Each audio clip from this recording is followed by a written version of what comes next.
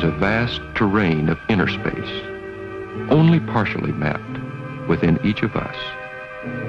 A realm as great as the universe outside. Mapping this terrain is the great adventure of the Aquarian Age.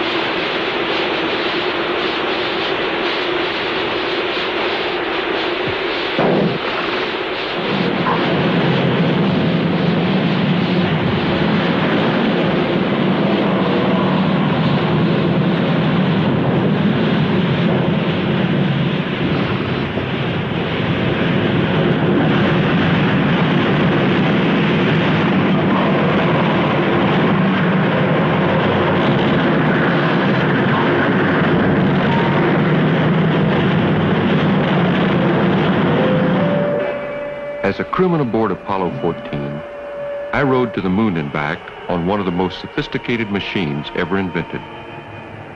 This was the culmination of a lifetime spent in science and engineering.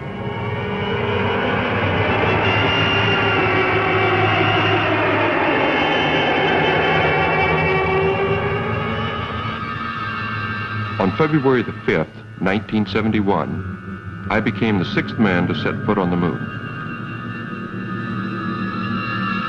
That's me bouncing up to Al Shepard to help him set up the flag. After the flag raising and picture taking, we set up several experiments to help NASA gather data about the moon and outer space. But during my rest periods, I did a few experiments of my own in the exploration of inner space. At certain predetermined times on the trip to and from the moon, I tried to transmit symbols, such as a star or a circle, to 4 people back on Earth by means of telepathy. The odds against the score we obtained were 3,000 to 1. When I later computed the relative success of my attempts to send thoughts back to Earth from outer space, it helped confirm for me that there are dimensions of the mind that we know very little about. Most of us have been taught there is only one sure way to gain knowledge of the universe, and that is the objective methods of science. Impersonal observations followed by logical deductions. But for centuries, people have been claiming other ways of knowing the universe, ways that we tend to discount because they do not fit within the paradigm of science. Intuition, hunch, gut feeling, ESP are terms used to describe these channels of knowing. I believe we can adapt the methods of science to better understand these channels. There is considerable evidence to suggest that the latent intuitive power of the mind can be used to gain direct knowledge of the universe in ways we do not currently understand. Folklore and religious myth abound with tales of people who use these intuitive powers. For example, the 3 great religions of the Western world have at their core men who could foresee the future: Moses, Jesus, and Muhammad. Religious literature is filled with other prophets and seers. Are these stories nothing more than inflated myths, or are they based upon fact? With modern science, we should be able to determine if some people can, in fact, foresee the future. Douglas Dean, a researcher at Newark College of Engineering, has used computers to demonstrate that ability to predict the future is not only a possibility, it is often used by many people in their daily lives. Because we are living in secular times, the subjects of his experiments are not prophets in flowing robes, but business executives in gray suits, men who must make important decisions about the future of their companies based upon their hunches. The low level. Now, you say to me, why do I feel 5%? Actually, I'll confess, Fritz, it's a hunch. It's a hunch. Douglas Dean wants to determine if successful executives actually use ESP in their decision-making. I have the gut feeling that we can get $236,000 for this contract. Successful business executives claim that they use ESP or sixth sense in the decisions for their companies. In our computer test for this, we ask you to punch one number out of 10 100 times in these 3 IBM cards, red, white, and blue. The purpose is to see if you can predict the future, that is, the numbers which the computer will choose randomly after you have made your guesses. When you make your choices, just go on intuition. Use your gut feelings. Indicate your guesses by punching the IBM cards with the metal stylus. After I have collected your cards, I will duplicate your guesses onto stronger cards and use a key punch to eliminate double guesses. An associate will run a program through the computer to generate a series of random numbers after you've finished. I will then feed your cards into the computer to compare your predictions with the series of random numbers generated by the computer. The computer will then print out your score.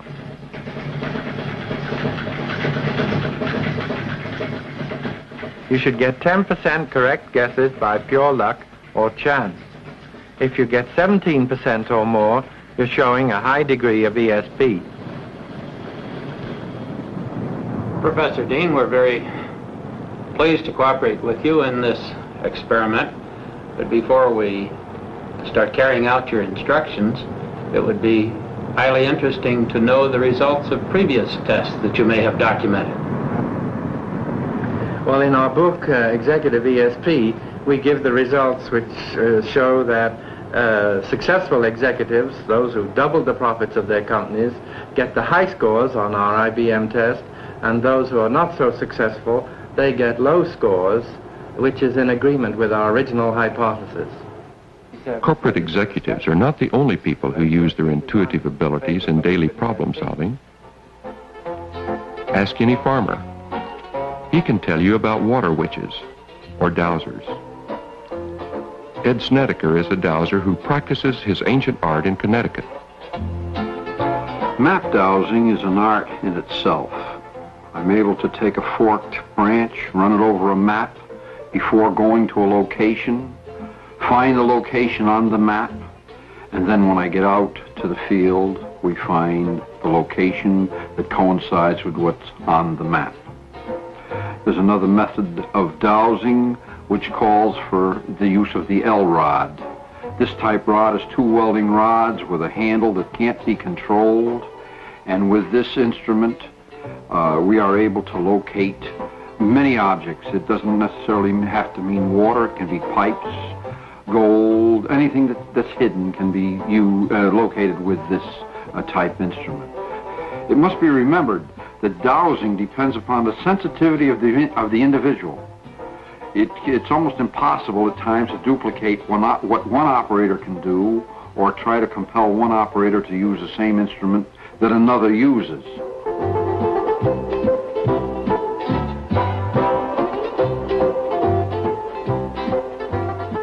If dowsers can use welding rods to locate hidden objects, can it be that some people can sense them with intuition alone? Is it possible to be in one location and to describe a situation thousands of miles away when the person has never been there?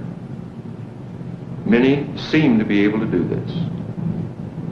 Various experiments have been devised to test this claim. For one, an object is placed out of the view of the subject, who is then asked to describe or to sketch the target. This collage is one such target. It has been used in a series of experiments to test the psychic abilities of Ingo Swann, the artist who painted the picture on the wall behind me. This collage is placed over Ingo's head, near the ceiling, facing upwards so that he cannot see it. Ingo then attempts to sketch what he believes is the target material. The interesting thing is that Ingo feels he views the target through an out-of-body experience. He feels that he actually projects part of his consciousness out of the body to view the target material and then returns the consciousness to the body in order to make the sketch. This series of experiments is being conducted at the American Society for Psychical Research by Dr. Carlis Osis, a Latvian-born parapsychologist.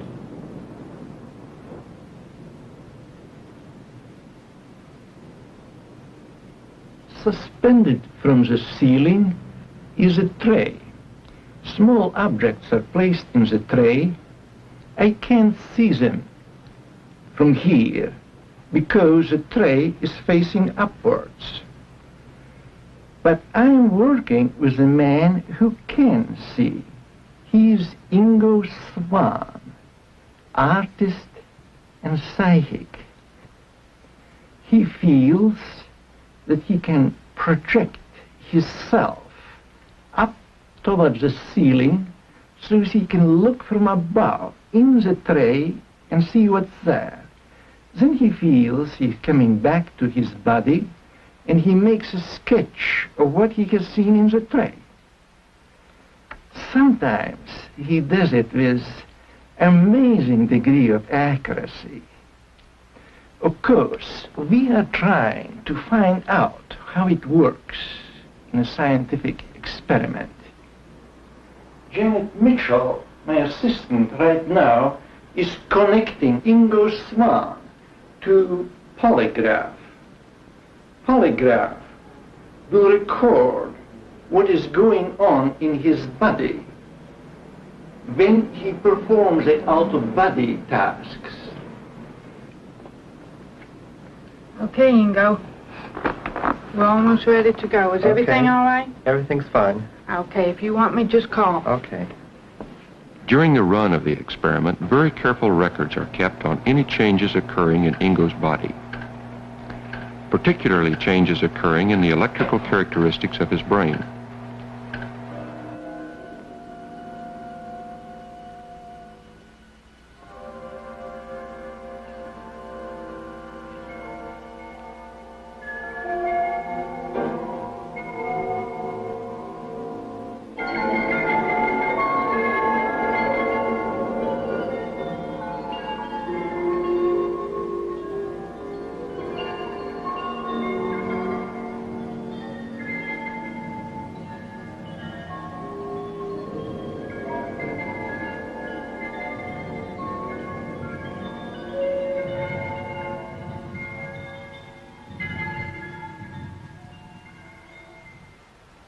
Okay, I'm finished. The data from the polygraph is carefully analyzed for any physiological evidence of Ingo actually projecting his consciousness out of the body when he viewed the target object. We have already found that it really seems he can see the objects in the tray suspended from ceiling from an out-of-body point of view. We have also found already that his brain waves decrease in voltage right here, back of his head. It might mean that the brain is more quiet at the time when he is out and resume full activity when he is back in. We'll know more for sure next year. The implications of this experiment are quite important. If there is a consciousness which can leave the body, then there are good reasons to assume that there is a consciousness which can survive the body after death. It also appears that the mind has other capabilities which are just as important as searching for information about objects not available to the senses. One of these is telepathy, the ability to transmit thoughts directly from one mind to another. Douglas Dean has been using a medical instrument to show that a telepathic message with emotional significance can actually affect a person's body, even if his rational mind is not aware of receiving the message. I'm attaching myself to the sensor of a plethysmograph instrument. The plethysmograph measures blood volume changes. The blood volume changes with the heartbeats and with emotional states in the body. And I'm using the instrument in telepathy experiments to see if the body registers receiving telepathic messages even when the conscious mind is not aware of it. Two people, one a sender and one a receiver, each submit 5 names of people with strong emotional meaning onto cards. 5 more telephone book names, which are neutral, and 5 blanks make up a 20-card deck, which the sender looks at one at a time in random order and at random time. Do you feel relaxed all right? Yes, I do. Yeah, good. Well, just keep your mind clear, and the experiment will last about 20 minutes. I'll be back then to let you out. Okay.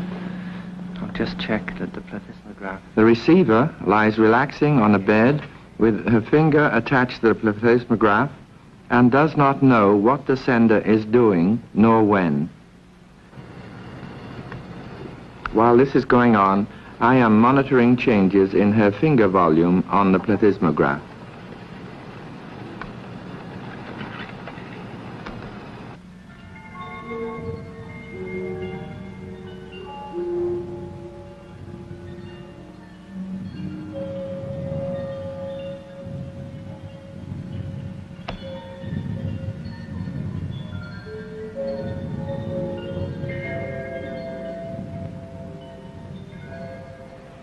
Our results showed that as her heartbeat went along smoothly while she relaxed, then when a name which had emotional significance for her was sent telepathically, we note a rapid drop in volume. She was not consciously aware of any change, but her finger registered it. Since there was no way using her senses that she could have known this, we assume it is due to ESP. Carol Lieros, the sender or transmitter in the preceding experiment, teaches a class in developing ESP talents at the Human Dimensions Institute in Buffalo, New York. Her experiences have convinced her that these telepathic abilities are not difficult to learn. They are a potential in anyone who opens himself up to the powers of his mind. I've had this ESP ability for several years, and I know that everyone can develop this ability within themselves. But the important thing to remember is that this is just a step in the development of this psychic, creative, spiritual center of yourself that should be the ultimate goal of all of us. To do a simple telepathy test, you can do it in your own home with a sender and a receiver. The sender being very concentrated on the object he's sending the shape of it, the color of it, the size of it, and all impressions he can, and the receiver being very open and very receptive to the impressions that he receives, and feeling free to write all of them down.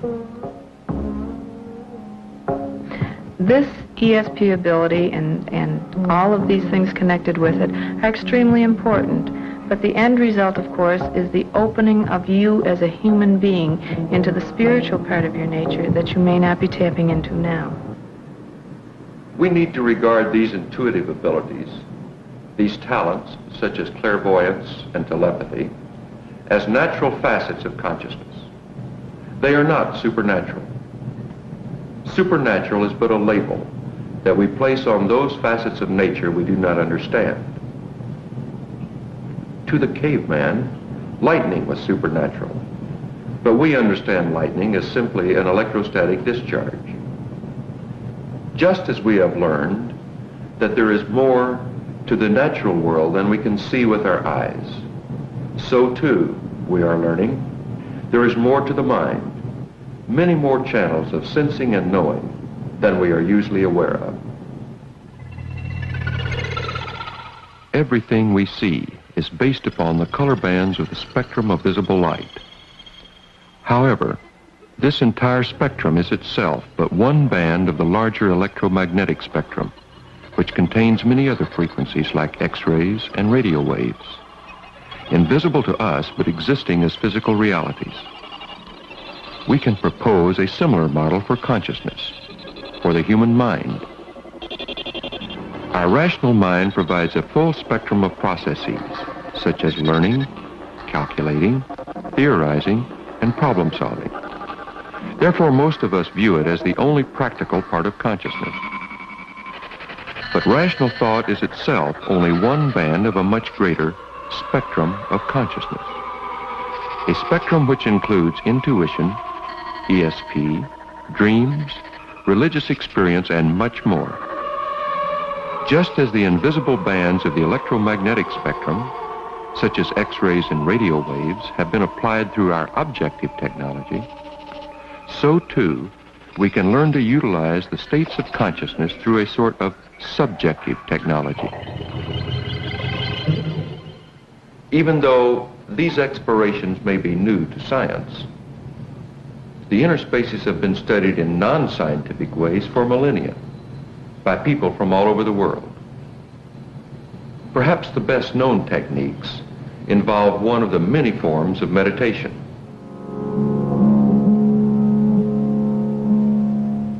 Silent meditation, a kind of turning inward, has been practiced all over the world for centuries.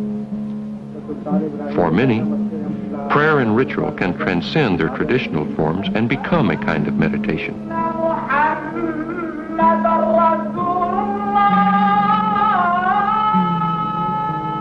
An ancient sage once said, "I lift my finger, and nothing ever again will be the same." Various forms of meditation are being taught at growth centers in America. Jean Ringe, director of the Human Dimensions Institute. When we practice meditation in a properly disciplined way, it becomes, well, like a laser beam into this level of the superconscious. Because meditation goes directly to the deepest universal strata of the human psyche, it can easily cut across cultural lines. In another class at the Human Dimensions Institute, students of an African Culture Association joined Twyla Hurd Nitch, granddaughter of the last Seneca medicine man, in learning the ancient American Indian ritual of the meditation stone. So that you can feel it pressing against your palm. Now wait for a moment and concentrate on the stone. And when you feel your heartbeat in the stone, just nod your head very, very slowly. Now when you had the stone in your hand, and your hand this way, the same feeling that went through that stone is going through your hand. And this is the way the Indian believed that everything was of nature. We all know the stone is of nature. And this way we know we are of nature. And we blend together.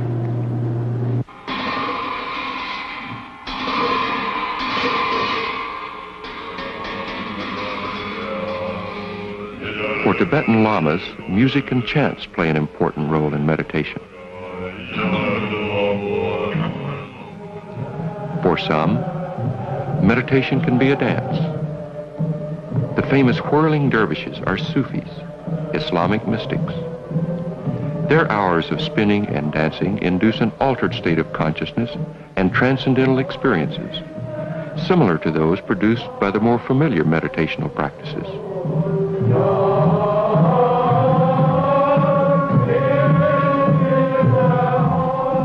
I'm not suggesting that each of us become a lama, yogi, or dervish, but we must recognize that these intuitive or religious approaches to knowing are as important as our intellectual or scientific approaches. At the most fundamental level, our scientific thought, based upon objectivity and reason, and our religious thought, based upon subjectivity and intuition, must coincide. For they are both only distinct parts of our consciousness. And the more we are able to resolve the apparent dualities of our consciousness, the more we are able to understand ourselves as human beings.